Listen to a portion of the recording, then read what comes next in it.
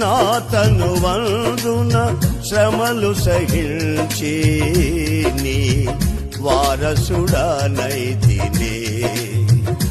నీ శ్రమలలో పాలొందుటయే నా దర్శనమాయనే.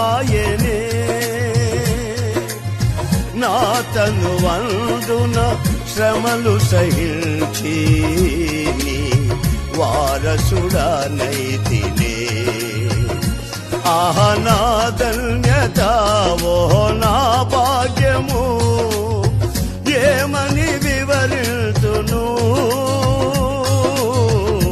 ఏమని వివరించును. ఆహా నా ధన్యత,